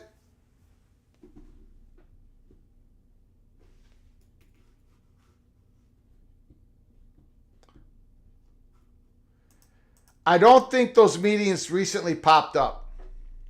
I think they've been scheduled. I don't know that for sure, but that's a big play. Is that a touchdown? Touchdown. Touchdown, Scarlet. The next set of meetings is in June, and they have like 3 of them right in a row. So that's how Arizona does it. They bunch up their meetings together. So I don't think the number of meetings shows us anything. But there is an opportunity for somebody to speak up Friday morning in an open session, according to what I'm seeing in the schedule, to ask some questions in regards to Arizona's possible realignment. And hopefully some local reporter gets in there and asks a question. Greg, have you interviewed for the job opening at the university yet? The University of Minnesota? I'm not really well liked, Tony, by anybody. By anybody in leadership at any institution. And the conferences don't like me either. So no, I don't think I'm going to be interviewing for a job opening. I don't think I'll be able to get through the door. They won't let me in, Tony. They will not let me in. Ooh, Sean saying, expecting to lose some at Florida State. O-line, D-line, plus wide receiver group is extremely deep. Curious about who won't be happy with their playing time. Fingers crossed. Fingers crossed.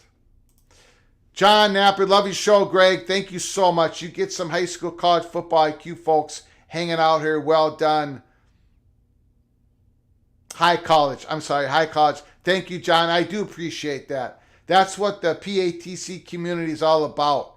It's a high, passionate people talking college football, treating each other with respect, but really getting into the deep dive of college football, everything in college football.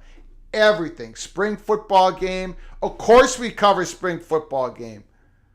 We cover things like way too early preseason polls. Way too early bowl projections.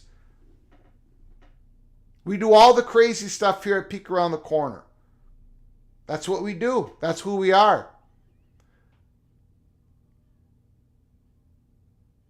A little dump off pass. We're ending this game now. It's 40-31. Gray's ahead by 9 points. A minute left to go.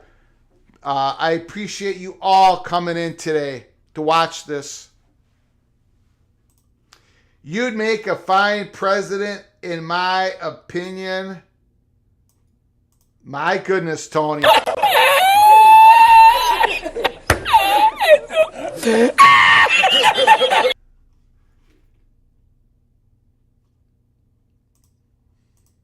I will check, Opie. I will check on the Arizona State money perch, definitely. Now, I do not directly communicate to him. So, I have to, it gets to me. The information gets to me. But there's a bridge between me and him. So, we will figure it out. We will see if he's got anything to say about it. So we're winding this down. We're going to close this stream up. I'm going to see what's going on in the home front, see if I can do that Penn State. I might pop up with the Penn State watch party for their game. What we shall see. But thank you for joining us here at the Buckeye Spring Football Game watch party. I am so thankful that you joined us. Big turnout for a watch party. Are you kidding me? This was fantastic. Thank you for the donations. Thank you for the great comments. Thank you for the great phone call, Immaculate Brian. Thank you all for showing up. 7 seconds to go. Last play of the game. Back to pass. No. Yes, back to pass. Throws it up there. Oh, incomplete. Okay, that wraps it up. Until next time, from all of us at PATC, to all of you, please, you all take great care of each other. Thank you so very much.